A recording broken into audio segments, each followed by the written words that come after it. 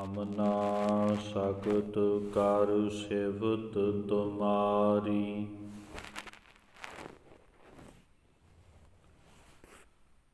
ਆਪ ਲੇਹੋ ਮੋਹਿ ਕਥਾ ਸੁਧਾਰੀ।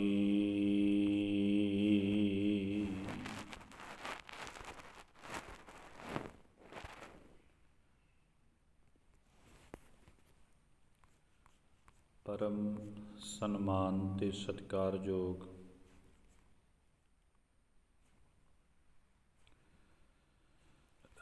ਸਤਿਗੁਰੂ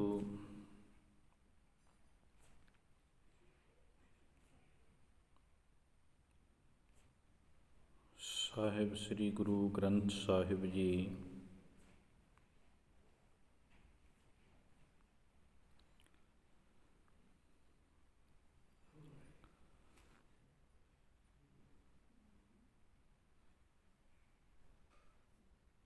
ਜਿਨ੍ਹਾਂ ਦੀ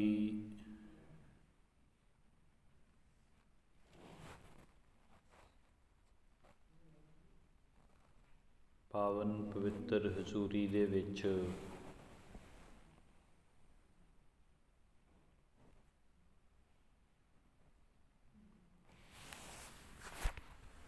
ਅੰਮ੍ਰਿਤ ਵੇਲੇ ਦੇ ਸੁਭਾਗੇ ਸਮੇਂ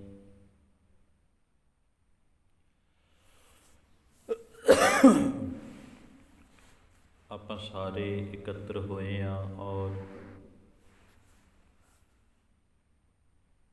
ਸਤਿਗੁਰਾਂ ਦੇ ਦੀਦਾਰ ਕਰਨ ਵਿੱਚ ਲੱਗੇ ਹੋਏ ਹਾਂ। ਸ਼ਰਵਣ ਦਰਸ਼ਨ ਵੀ ਕਰ ਰਹੇ ਹਾਂ, ਪ੍ਰਤੱਖ ਦਰਸ਼ਨ ਵੀ ਕਰ ਰਹੇ ਹਾਂ।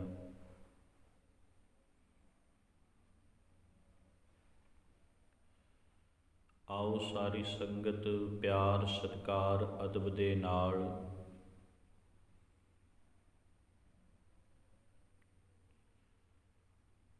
ਚੱਲ ਰਹੀ ਆਦ ਲੜੀਵਾਰ ਕਥਾ ਦੇ ਵਿੱਚ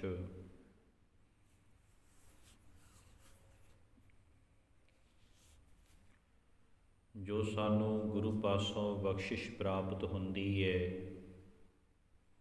ਗੁਰਬਾਣੀ ਦੀ ਵਿਚਾਰ ਹੀਰੇ ਮੋਤੀ ਪ੍ਰਾਪਤ ਹੁੰਦੇ ਨੇ। ਆਓ ਰਲ ਮਿਲ ਕਰਕੇ ਸ਼ਰਵਣ ਮੰਨਣ ਨਿਧਿਆਸਨ ਇਤਿਆਦਿਕ ਹੀਰੇ ਮੋਤੀ ਚੁਗਣ ਦਾ ਯਤਨ ਕਰੀਏ। ਜਿਤਨੀ ਸੰਗਤ ਗੁਰੂ ਪਾਤਸ਼ਾਹ ਦੇ ਚਰਨਾਂ ਵਿੱਚ ਹਾਜ਼ਰ ਹੈ, ਮੁੱਖ ਰਸਨਾ ਨੂੰ ਪਵਿੱਤਰ ਕਰੋ, ਸਤਿਗੁਰਾਂ ਦੀ ਬਖਸ਼ਿਸ਼ ਦੁਹਰਾਵੋ। ਸਾਰੀ ਸੰਗਤ ਆਖੋ ਜੀ, ਵਾਹਿਗੁਰੂ ਜੀ ਕਾ ਖਾਲਸਾ, ਵਾਹਿਗੁਰੂ ਜੀ ਕੀ ਫਤਿਹ। ਗੁਰੂ ਨੇ ਬੜਾ ਤਰਸ ਕੀਤਾ ਆਪਣੇ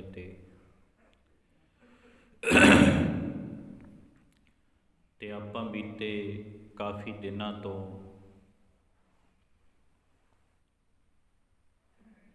ਜਪਜੀ ਸਾਹਿਬ ਜੀ ਦੇ ਅਰਥਾਂ ਨੂੰ ਸਮਝਣ ਦਾ ਯਤਨ ਕਰ ਰਹੇ ਹਾਂ। ਇਹ ਕੋਈ ਵੱਡੇ ਭਾਗ ਨੇ ਭਾਈ ਆਪਣੇ,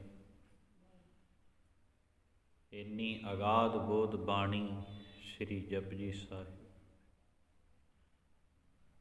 ਆਪਾਂ ਪਹਿਲਾਂ ਵੀ ਬੇਨਤੀ ਕੀਤੀ ਸੀ, ਜਪਜੀ ਸਾਹਿਬ ਨੂੰ ਉਚਾਰਨ ਕਰਨ ਦੇ ਵਿੱਚ ਗੁਰੂ ਨਾਨਕ ਦੇਵ ਸਾਹਿਬ ਮਹਾਰਾਜ ਜੀ ਨੂੰ 37 ਸਾਲ ਲੱਗੇ।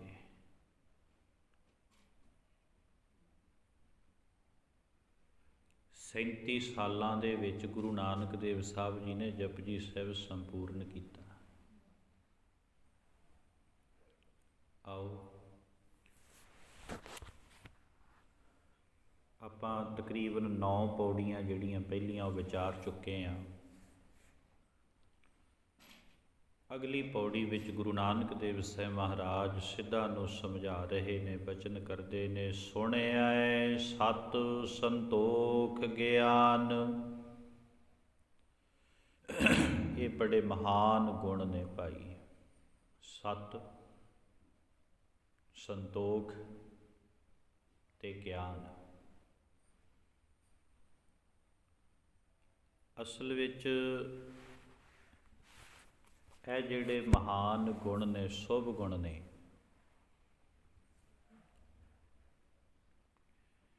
ਇਹ ਉਸ ਵਾਹਿਗੁਰੂ ਜੀ ਦੇ ਨਾਮ ਨੂੰ ਸੁਣਨ ਕਰਕੇ ਹੀ ਪ੍ਰਾਪਤ ਹੁੰਦੇ ਨੇ। ਗੁਰੂ ਨਾਨਕ ਦੇਵ ਸਾਹਿਬ ਕਹਿੰਦੇ, ਐ ਸਿੱਧੋ ਐ ਨਾਥੋ,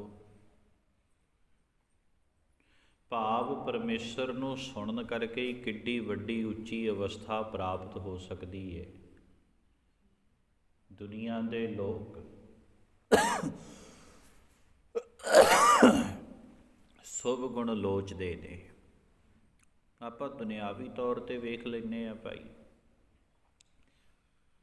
ਦੁਨਿਆਵੀ ਤੌਰ 'ਤੇ ਹਰ ਇੱਕ ਮਾਂ ਪਿਤਾ ਨੂੰ, ਹਰ ਇੱਕ ਮਾਪਿਆਂ ਨੂੰ ਇੱਕ ਇੱਛਾ ਹੁੰਦੀ ਹੈ ਕਿ ਉਹਦੇ ਬੱਚੇ ਵਿੱਚ ਚੰਗੇ ਗੁਣ ਹੋਣ। ਸਾਨੂੰ ਸਭ ਨੂੰ ਹੁੰਦਾ ਹੈ ਸਾਡੇ ਬੱਚਿਆਂ ਵਿੱਚ ਚੰਗੇ ਗੁਣ ਹੋਣ, ਗੁਣਵਾਨ ਹੋਵੇ। ਕਿਉਂ? ਜਿਹੜਾ ਇਨਸਾਨ ਗੁਣਵਾਨ ਹੁੰਦਾ ਹੈ ਉਹ ਦੁਨੀਆ ਦੇ ਵਿੱਚ ਉਹਦੀ ਕਦਰ ਹੈ, ਉਹਦੀ ਰਿਸਪੈਕਟ ਹੈ। ਤੇ ਸੱਚ ਜਾਣਿਓ, ਜਿਹਦੇ ਕੋਲ ਆ ਸ਼ੁਭ ਗੁਣ ਨੇ ਨਾ ਭਾਈ, ਤੇ ਰੱਬ ਦੇ ਘਰ ਦੇ ਅੰਦਰ ਉਸ ਖੁਦਾ ਦੀ ਨਜ਼ਰ ਵਿੱਚ ਉਸ ਇਨਸਾਨ ਦੀ ਕਦਰ ਹੈ, ਉਸ ਇਨਸਾਨ ਦੀ ਰਿਸਪੈਕਟ ਹੈ ਜਿਸ ਦੇ ਅੰਦਰ ਆ ਸ਼ੁਭ ਗੁਣ ਨੇ, ਜਿਹਦੇ ਅੰਦਰ ਸੱਤ ਹੋਵੇ। ਇਹ 5 ਗੁਣ ਨੇ ਨਾ, ਹੋਰ ਵੀ ਗੁਣ ਨੇ ਵੈਸੇ, ਚਲੋ ਆਪਾਂ ਅਹਿਮ ਮੰਨਦੇ ਹਾਂ। ਸੱਤ, ਸੰਤੋਖ, ਖਿਮਾ, ਧੀਰਜ ਇਤਿਆਦਿਕ ਜਿਹੜੇ ਗੁਣ ਨੇ। ਤੇ ਜਿਹੜਾ ਉਸ ਵਾਹਿਗੁਰੂ ਦੇ ਨਾਮ ਨੂੰ ਸੁਣਦਾ ਹੈ, ਤੇ ਵਾਹਿਗੁਰੂ ਜੀ ਦੇ ਨਾਮ ਨੂੰ ਸੁਣਨ ਕਰਕੇ ਆ ਜਿਹੜੇ ਸ਼ੁਭ ਗੁਣ ਨੇ ਭਾਈ, ਸੱਤ, ਹਮੇਸ਼ਾ ਸੱਚ ਬੋਲਣਾ, ਸੰਤੋਖ, ਇਹ ਬਾਣੀ ਵਿੱਚੋਂ ਹੀ ਪਤਾ ਲੱਗੂਗਾ ਭਾਈ। ਇਹ ਜੇ ਆਪਾਂ ਬਾਣੀ ਸੁਣਾਂਗੇ ਫੇਰ ਹੀ ਸੰਤੋਖ ਆਵੇਗਾ ਨਾ। ਸੰਤੋਖ, ਰੱਜਣਾ, ਤ੍ਰਿਪਤ ਹੋ ਜਾਣਾ। ਜਦੋਂ ਬਾਣੀ ਸੁਣਦੇ ਹਾਂ ਫੇਰ ਹੀ ਆਪਾਂ ਇਹ ਗੱਲ ਕਵਾਂਗੇ, ਇਹੀ ਗੱਲ ਪੜ੍ਹਾਂਗੇ ਕਿ ਜੇ ਭੁੱਖ ਦੇਹ, ਜੇ ਭੁੱਖ ਦੇਹ ਤਾਂ ਇਤ ਹੀ ਰਾਜਾ, ਦੁੱਖ ਵਿੱਚ ਸੂਖ ਮਨਾਈ। ਫਿਰ ਵੀ ਭੁੱਖ ਦੇ ਵਿੱਚ ਰੱਜਿਆ ਹੋਇਆ ਸਮਝਾਂਗੇ ਜੇ ਬਾਣੀ ਸੁਣਾਂਗੇ। ਇਤਿਹਾਸ ਗਵਾਹ ਹੈ, ਜਿਹੜਾ ਉਸ ਵਾਹਿਗੁਰੂ ਜੀ ਦੀ ਦਾਤ ਨਾਮ ਨੂੰ ਸੁਣਨ ਵਾਲਾ ਹੈ ਨਾ ਭਾਈ, ਉਹ ਰੱਜਿਆ ਹੁੰਦਾ ਹੈ। ਤੇ ਜਿਹੜਾ ਸੁਣਦਾ ਨਹੀਂ ਹੈ ਤੇ ਉਹ ਰਾਜਾ ਹੋ ਕੇ ਵੀ ਮੰਗੀ ਜਾਂਦਾ ਹੈ, ਉਹ ਹਮੇਸ਼ਾ ਭਿਖਾਰੀ ਬਣ ਕੇ ਰਹਿੰਦਾ ਹੈ, ਉਹ ਮੰਗਦਾ ਹੀ ਰਹਿੰਦਾ ਹੈ। ਤੇ ਯਾਦ ਰੱਖਿਓ, ਜਿੰਨਾ ਚਿਰ ਸਾਡੇ ਅੰਦਰ ਸੰਤੋਖ ਨਹੀਂ ਆਉਂਦਾ, ਸਾਡੀ ਭੁੱਖ ਵਧੇਗੀ, ਤ੍ਰਿਸ਼ਨਾ ਵਧੇਗੀ। ਉਸ ਭੁੱਖ ਨਿਵਰਤੀ ਲਈ ਅਸੀਂ ਯਤਨ ਕਰਾਂਗੇ ਤੇ ਦੁਖੀ ਹੋਵਾਂਗੇ। ਭੁੱਖ ਕਰਕੇ ਹੀ ਦੇਖੋ ਜੀ, 4 ਦੁੱਖ ਨੇ ਗੁਰੂ ਗ੍ਰੰਥ ਸਾਹਿਬ ਦੇ ਵਿੱਚ ਅਹਿਮ। ਦੁੱਖ ਵਿਛੋੜਾ, ਇੱਕ ਦੁੱਖ ਭੂਖ, ਇੱਕ ਦੁੱਖ ਸਖਤ ਬਾਰ ਜਮਦੂਤ। ਇੱਕ ਵਿਛੋੜੇ ਦਾ ਦੁੱਖ ਵੱਡਾ ਮੰਨਿਆ ਗਿਆ ਹੈ, ਤੇ ਓਨਾ ਹੀ ਵੱਡਾ ਰੋਗ ਹੈ ਨਾ ਜੀ ਜਿਹੜਾ, ਓਨਾ ਹੀ ਵੱਡਾ ਜਿਹੜਾ ਦੁੱਖ ਹੈ, ਇਹ ਵੀ ਇੱਕ ਬਹੁਤ ਵੱਡਾ ਹੈ। ਜਿਹੜਾ ਭੁੱਖ ਦਾ ਦੁੱਖ ਹੈ ਨਾ, ਇਹ ਬਹੁਤ ਵੱਡਾ ਹੈ। ਲੇਕਿਨ ਭੁੱਖ ਤੇ ਆਪਾਂ ਵੱਡੇ ਵੱਡੇ ਰਾਜਿਆਂ ਨੂੰ ਭੁੱਖਿਆਂ ਵੇਖਿਆ ਹੈ। ਇੱਕ ਇਲਾਕੇ ਤੇ ਰਾਜ ਕਰਕੇ ਨਹੀਂ ਥੱਕਦਾ, ਚਾਹੁੰਦਾ ਕਿਤੇ ਹੋਰ ਵੀ ਰਾਜ ਕਰ ਲਵਾਂ। ਆਪ ਕਿੱਡੇ ਕਿੱਡੇ ਬਿਜ਼ਨਸਮੈਨ ਨੇ, ਇਹ ਰੱਜੇ ਥੋੜ੍ਹਾ ਨੇ, ਭੁੱਖ ਭਿਖਾਰੀ ਨੇ। ਅੱਜ ਦੀ ਨਵੀਂ ਗੱਲ ਕਰੀਏ, ਕਿਸਾਨ ਅੰਦੋਲਨ ਚੱਲਦਾ ਹੈ। ਜੇ ਹੁਣ ਵੇਖਿਆ ਜਾਵੇ ਤੇ ਜਿਨ੍ਹਾਂ ਲੋਕਾਂ ਨੇ ਇਹ ਕਾਨੂੰਨ ਬਣਾਏ ਨੇ,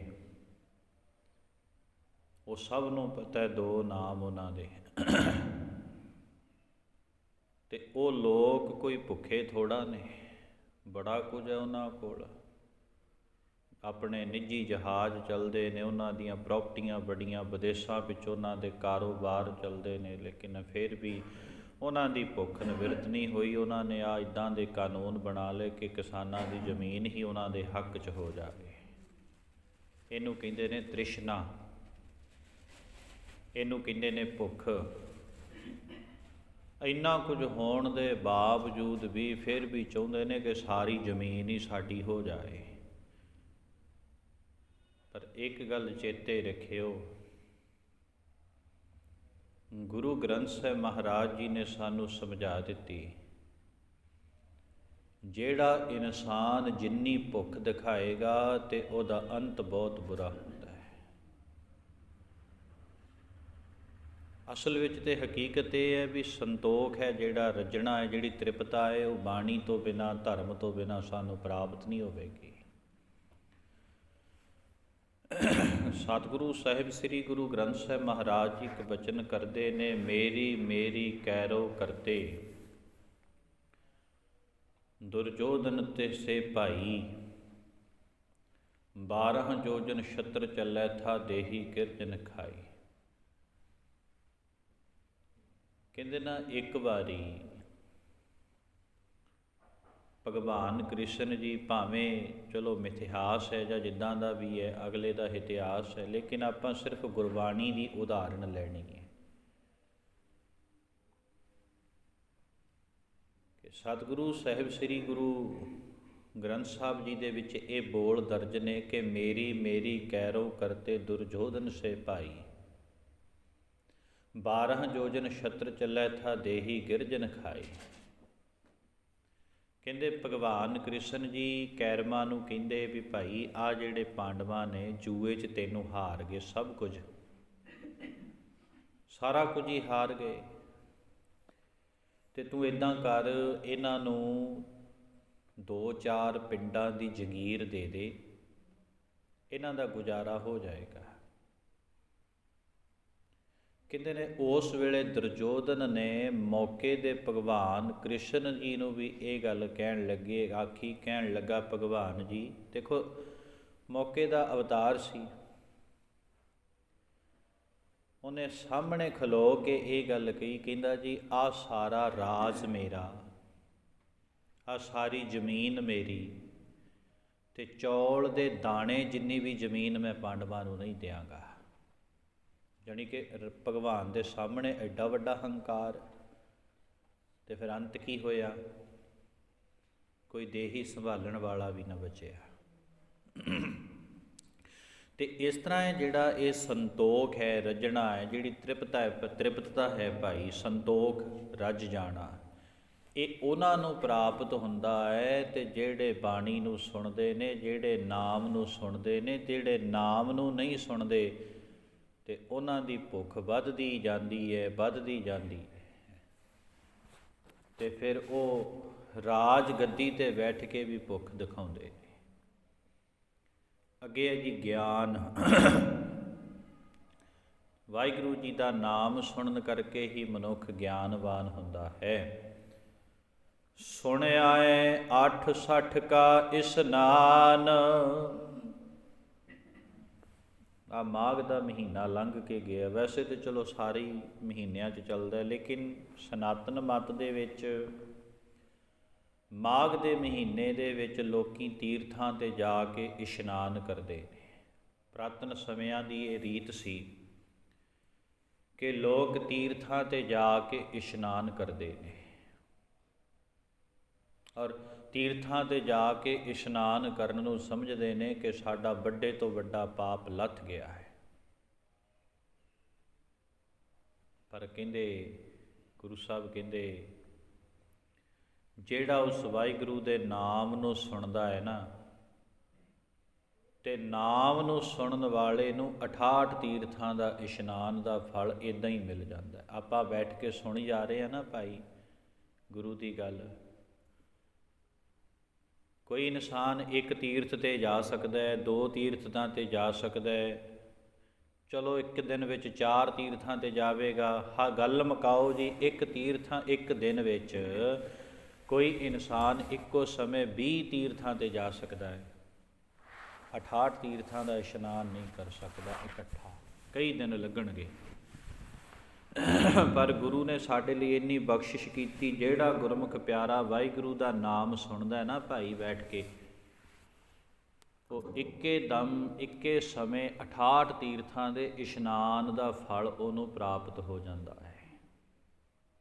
ਐਡੀ ਵੱਡੀ ਬਰਕਤ ਵਾਹਿਗੁਰੂ ਦੇ ਨਾਮ ਸੁਣਨ ਵਿੱਚ। ਸੁਣਿਆ ਹੈ 860 ਕਾ ਇਸ਼ਨਾਨ, ਤੇ ਜਿਨ੍ਹਾਂ ਨੇ ਸੁਣਿਆ ਹੈ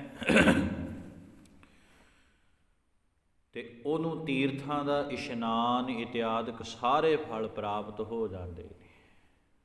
ਔਰ ਦੂਸਰੀ ਇਹ ਵੀ ਗੱਲ ਹੈ ਕਿ ਸੁਣਨ ਵਾਲੇ ਨਾਲੋਂ ਤੀਰਥ ਵੱਡਾ ਨਹੀਂ ਹੋ ਸਕਦਾ। ਭਗਤ ਕਬੀਰ ਜੀ ਨੂੰ ਕਿਸੇ ਪੁੱਛਿਆ, ਕਹਿਣ ਲੱਗੇ, ਭਗਤ ਜੀ ਰੱਬ ਦੇ ਪਿਆਰੇ ਵੱਡੇ ਨੇ ਜਾਂ ਤੀਰਥ ਵੱਡਾ ਹੈ? ਕਹੋ ਕਬੀਰ ਹਉ ਭਇਆ ਉਦਾਸ, ਤੀਰਥ ਵੱਡਾ ਕਿ ਹਰਿ ਕਾ ਦਾਸ।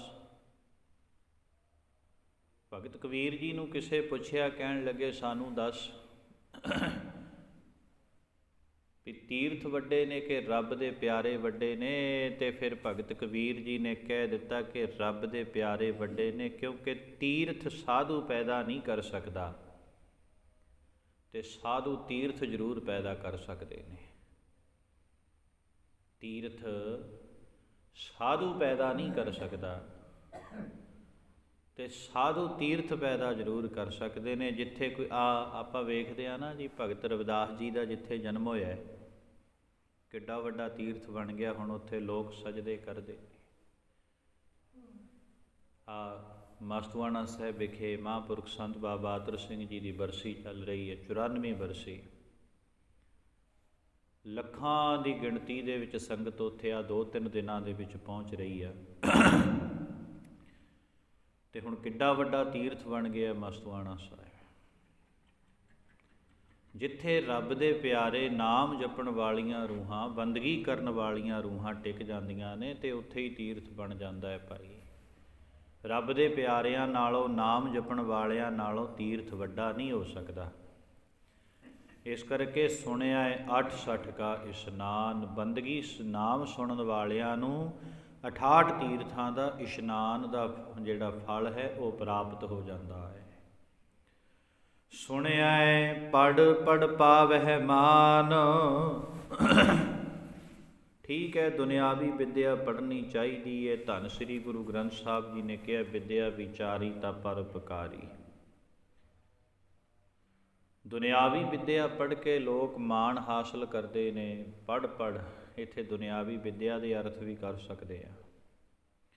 ਔਰ ਦੂਜਾ ਅਰਥ ਇਹ ਕਰਨਾ ਹੈ ਕਿ ਬੜੇ ਲੋਕ ਨੇ ਜਿਹੜੇ ਧਾਰਮਿਕ ਵੇਦਾਂ ਸ਼ਾਸਤਰਾਂ ਨੂੰ ਪੜ੍ਹ ਕੇ ਗਿਆਨੀ ਅਖਵਾਉਂਦੇ ਨੇ ਤੇ ਉਹ ਦੁਨੀਆ ਦੇ ਵਿੱਚ ਮਾਣ ਹਾਸਲ ਕਰਦੇ ਨੇ। ਵੈਸੇ ਆਪਾਂ ਇੱਕ ਗੱਲ ਪਹਿਲਾਂ ਹੀ ਕਹਿ ਦਿੱਤੀ ਸੀ ਜਿਸ ਦਿਨ ਕਥਾ ਸ਼ੁਰੂ ਕੀਤੀ ਹੈ ਕਿ ਜਿਹੜਾ ਜਪਜੀ ਸਾਹਿਬ ਹੈ ਨਾ ਭਾਈ, ਇਹ ਸਾਗਰ ਹੈ। ਜਪਜੀ ਸਾਹਿਬ ਦੇ ਜਿੱਥੋਂ ਤੱਕ ਕਿਸੇ ਇਨਸਾਨ ਦੀ ਸੋਚ ਜਾਂਦੀ ਹੈ ਉੱਥੋਂ ਤੱਕ ਅਰਥ ਕਰ ਸਕਦਾ ਹੈ। ਜਪਜੀ ਸਾਹਿਬ ਅਥਾਹ ਸਾਗਰ ਹੈ।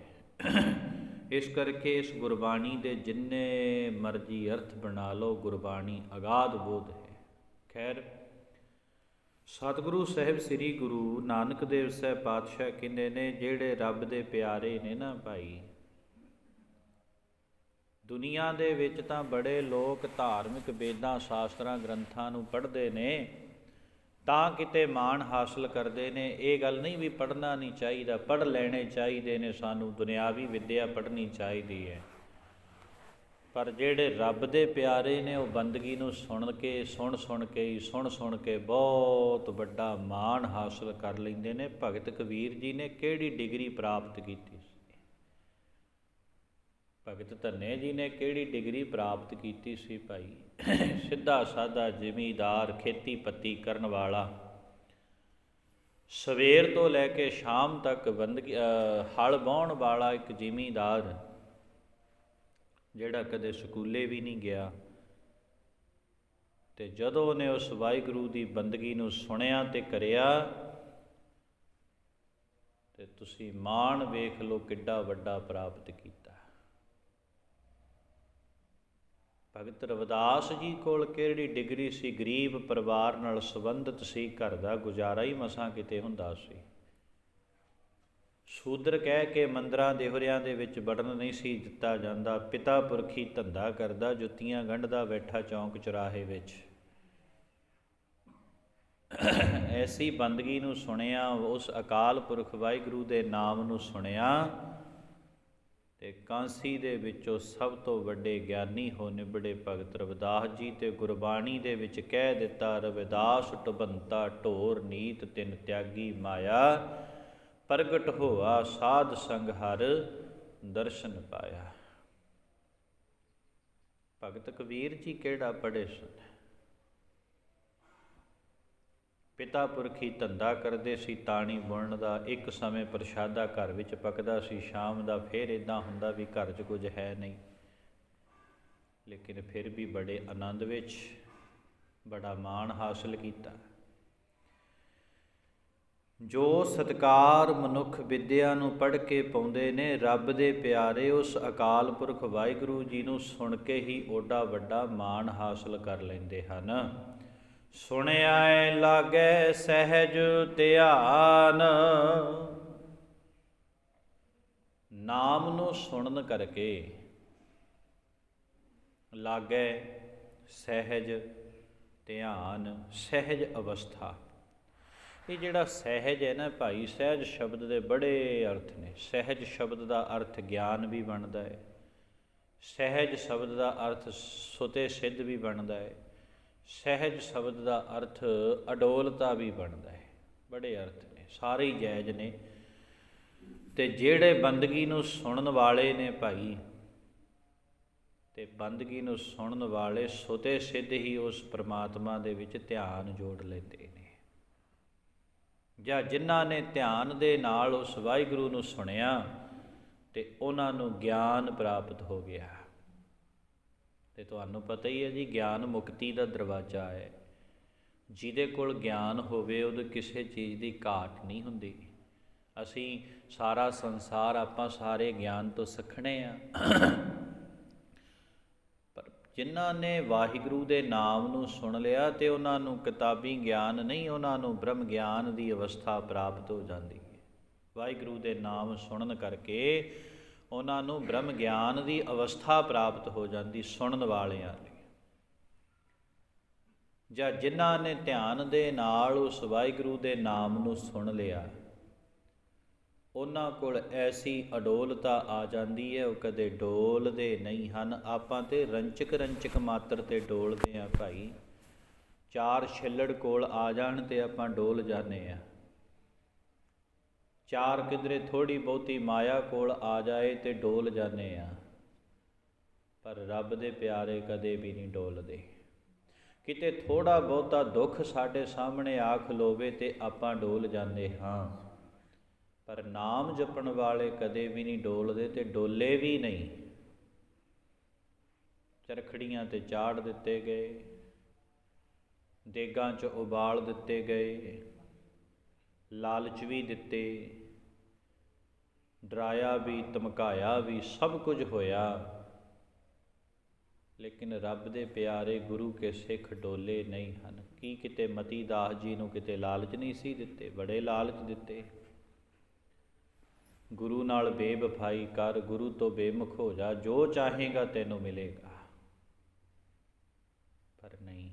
ਹੋਰ ਤਾਂ ਹੋਰ ਚਲੋ, ਮਤੀ ਦਾਸ ਭਾਈ ਸਤੀ ਦਾਸ ਤੇ ਜਵਾਨ ਸਨ, ਸਮਝਦਾਰ ਸੀ। ਤੇ ਜਿਨ੍ਹਾਂ ਕੋਲ ਅਡੋਲਤਾ ਪ੍ਰਾਪਤ ਹੋ ਜਾਵੇ ਨਾ ਭਾਈ, ਤੇ ਬਾਬਾ ਫਤਿਹ ਸਿੰਘ 7 ਕੁ ਸਾਲ ਦੀ ਉਮਰ ਵਿੱਚ ਸਨ। ਵਜ਼ੀਰ ਖਾਨ ਦੇ ਦੀਵਾਨ ਸੁੱਚਾਨੰਦ ਨੇ ਬੜੇ ਲਾਲਚ ਦਿੱਤੇ ਸਾਹਿਬਜ਼ਾਦਿਆਂ ਨੂੰ। ਆਹ ਛੋਟਾ ਜਿਹਾ ਬੱਚਾ 7-8 ਸਾਲਾਂ ਦਾ ਬੱਚਾ ਕਿਤੇ ਰਬੜ ਦੇ ਖਿਡੌਣੇ ਤੇ ਵਿੱਢ ਜਾਂਦਾ ਹੈ, ਪਰ ਧੰਨ ਕਲਗੀਧਰ ਪਾਤਸ਼ਾਹ ਦੇ ਫਰਿਆੰਦ ਤੇ ਜਿਨ੍ਹਾਂ ਨੂੰ ਬੜੇ ਲਾਲਚ ਦਿੱਤੇ ਤੇ ਉਹਨਾਂ ਨੇ ਕਿਸੇ ਵੀ ਲਾਲਚ ਵਿੱਚ ਨਹੀਂ ਆਏ ਤੇ ਡਟ ਕੇ ਜਵਾਬ ਦਿੱਤਾ ਤੇ ਡੋਲੇ ਨਹੀਂ ਹਨ। ਕਿਉਂ ਨਹੀਂ ਡੋਲੇ? ਕਿਉਂਕਿ ਹਰ ਰੋਜ਼ ਗੁਰੂ ਦਰਬਾਰ ਵਿੱਚ ਬਾਣੀ ਸੁਣਦੇ ਸੀ, ਪੜ੍ਹਦੇ ਸੀ। ਅਰਦਾਸ ਕਰਿਆ ਕਰੋ, ਪਾਤਸ਼ਾਹ ਅਸੀਂ ਵੀ ਬਾਣੀ ਸੁਣਦੇ ਹਾਂ, ਸਾਨੂੰ ਵੀ ਅਡੋਲਤਾ ਮਿਲ ਜਾਏ। ਅਸਲ ਵਿੱਚ ਜਿਹੜੇ ਗੁਰੂ ਨਾਨਕ ਦੇ ਘਰ ਨੇ ਨਾ ਭਾਈ, ਗੁਰਦੁਆਰੇ ਪਹਿਲਾਂ ਬੁੰਗੇ ਕਿਹਾ ਜਾਂਦਾ ਸੀ, ਚਲੋ ਹੌਲੀ ਹੌਲੀ ਗੁਰਦੁਆਰੇ, ਉਸ ਤੋਂ ਪਹਿਲਾਂ ਧਰਮਸਾਲ ਕਿਹਾ ਜਾਂਦਾ ਸੀ।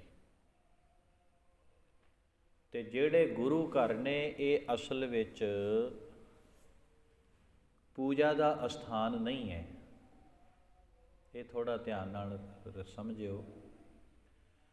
ਜਿਹੜੇ ਗੁਰੂ ਘਰ ਹਨ, ਭਾਵੇਂ ਕੋਈ ਵੀ ਗੁਰੂ ਘਰ ਹੈ, ਠੀਕ ਹੈ, ਜਿੱਥੇ ਸਾਡੇ ਸਤਿਗੁਰੂ ਜੀ ਦੇ ਚਰਨ ਕਮਲ ਪਏ ਨੇ ਅਸੀਂ ਸਤਿਕਾਰ ਕਰਦੇ ਹਾਂ, ਵੱਖਰੀ ਗੱਲ ਹੈ।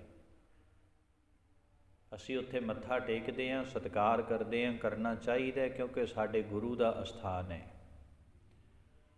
ਪਰ ਹਕੀਕਤ ਵਿੱਚ ਉਹ ਪੂਜਾ ਦਾ ਅਸਥਾਨ ਨਹੀਂ ਹੈ।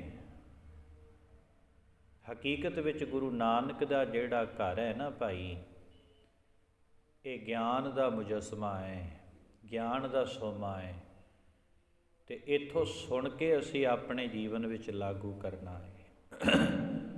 ਇਸ ਕਰਕੇ ਗੁਰੂ ਸਾਹਿਬ ਕਹਿੰਦੇ ਸੁਣਿਆ ਲਾਗੈ ਸਹਿਜ ਧਿਆਨ। ਜਿਹੜੇ ਧਿਆਨ ਦੇ ਨਾਲ ਉਸ ਵਾਹਿਗੁਰੂ ਨੂੰ ਸੁਣ ਲੈਣ ਅਤੇ ਉਹ ਸੁਦੇ ਸਿੱਧ ਹੀ ਗਿਆਨ ਦੇ ਵਿੱਚ ਉਸ ਪਰਮਾਤਮਾ ਦੇ ਵਿੱਚ ਲੀਨ ਹੋ ਜਾਂਦੇ ਹਨ। ਨਾਨਕ ਭਗਤਾਂ ਸਦਾ ਵਿਗਾਸ। ਜਿਹੜੇ ਰੱਬ ਦੇ ਪਿਆਰੇ ਨੇ ਅਤੇ ਉਹ ਸਦੀਵੀ ਵਿਗਾਸ ਵਿੱਚ ਸਦਾ, ਅੱਜ ਨਹੀਂ ਕੱਲ੍ਹ ਨਹੀਂ, ਇਹ ਨਹੀਂ ਹੈ ਵੀ ਚਲੋ ਜੀ 2 ਦਿਨ ਹੱਸ ਲਏ, ਖੁਸ਼ ਹੋ ਲਏ, ਤੀਜੇ ਚੌਥੇ ਦਿਨ ਫਿਰ ਭੁੱਬਾਂ ਮਾਰੀਆਂ, ਨਹੀਂ, ਇੱਦਾਂ ਨਹੀਂ। ਜਿਹੜੇ ਰੱਬ ਦੇ ਪਿਆਰੇ ਨੇ ਹਮੇਸ਼ਾ ਸਦੀਵੀ ਵਿਗਾਸ ਪ੍ਰਸੰਨਤਾ ਵਿੱਚ ਰਹਿੰਦੇ ਨੇ। ਜਿਵੇਂ ਆਪਾਂ ਪੜ੍ਹਦੇ ਹਾਂ, ਸੰਤ ਸਾਜਨ ਭਏ ਸਰਸੇ ਪੂਰੇ ਗੁਰ ਤੇ ਜਾਣੀ। ਸਰਸੇ ਦਾ ਮਤਲਬ ਹੁੰਦਾ ਸਹਿਤ ਰਸ, ਖਿੜੇ ਹੋਏ, ਆਨੰਦ ਵਿੱਚ, ਖੇੜੇ ਵਿੱਚ।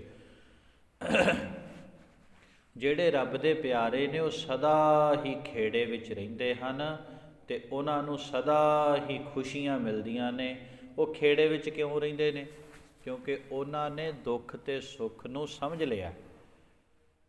ਉਹ ਦੁੱਖ ਅਤੇ ਸੁੱਖ ਵਿੱਚ ਇੱਕ ਰਸ ਰਹਿੰਦੇ ਨੇ। ਉਹਨਾਂ ਲਈ ਉਸਤਤ ਅਤੇ ਨਿੰਦਾ ਇੱਕ ਸਮਾਨ ਹੈ। ਉਹਨਾਂ ਲਈ ਸੋਨਾ ਅਤੇ ਮਿੱਟੀ ਇੱਕ ਸਮਾਨ ਹੈ। ਗੁਰੂ ਤੇਗ ਬਹਾਦਰ ਸਾਹਿਬ ਦੇ ਬਚਨ ਨੇ ਨਾ ਭਾਈ, ਜੋ ਨਰ ਦੁੱਖ ਮੈਂ ਦੁੱਖ ਨਹੀਂ ਮਾਨੈ, ਸੁਖ ਸਨੇਹੋ ਅਰ ਭੈ ਨਹੀਂ ਜਾਕੈ, ਕੰਚਨ ਮਾਟੀ ਮਾਨੈ, ਨਹਿ ਨਿੰਦਿਆ ਨਹਿ ਉਸਤਤ ਜਾਕੈ, ਲੋਭ ਮੋਹ ਅਭਿਮਾਨਾ। ਉਹਨਾਂ ਦੀ ਕੋਈ ਨਿੰਦਿਆ ਕਰੀ ਜਾਏ ਕੋਈ ਪਰਵਾਹ ਨਹੀਂ, ਉਹਨਾਂ ਦਾ ਕੋਈ ਜਸ ਕਰੀ ਜਾਵੇ ਕੋਈ ਹੰਕਾਰ ਵੀ ਨਹੀਂ ਕਰਦੇ ਵੀ ਸਾਡੀ ਵਡਿਆਈ ਹੋ ਰਹੀ ਹੈ, ਬੱਲੇ ਬੱਲੇ। ਸਾਡੀ ਕੋਈ ਵਡਿਆਈ ਕਰ ਦੇਵੇ ਅਸੀਂ ਫੁੱਲੇ ਨਹੀਂ ਸਮਾਉਂਦੇ। ਸਾਡਾ ਕੋਈ ਜਸ ਕਰ ਦੇਵੇ ਸਾਨੂੰ ਲੱਗਦਾ ਵੀ ਆਹ ਤਾਂ ਸਾਡਾ ਹੀ ਬੰਦਾ ਹੈ, ਅਤੇ ਸਾਡੀ ਕੋਈ ਨਿੰਦਾ ਕਰ ਦੇਵੇ ਅਤੇ ਅਸੀਂ ਮਾਰਨ ਤੱਕ ਜਾਂਦੇ ਹਾਂ। ਇਹਦਾ ਮਤਲਬ ਅਸੀਂ ਬਹੁਤ ਅਧੂਰੇ ਹਾਂ।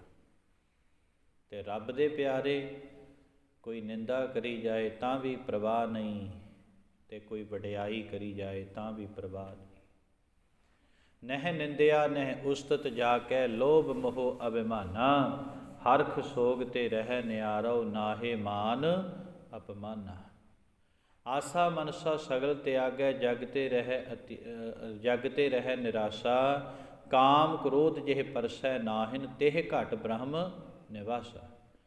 ਜਿਹੜਾ ਜਗ ਤੋਂ ਨਿਰਾਸ਼ ਹੈ, ਜਿਹਨੂੰ ਦੁੱਖ ਅਤੇ ਸੁੱਖ ਦਾ ਲੇਪ ਹੀ ਨਹੀਂ ਹੈ ਭਾਈ, ਅਸਲ ਵਿੱਚ ਉਹਦੇ ਹਿਰਦੇ 'ਚ ਪ੍ਰਮਾਤਮਾ ਦਾ ਵਾਸਾ ਸੀ ਔਰ ਉਹ ਸਖਿਆਤਕਾਰ ਹੋ ਗਿਆ।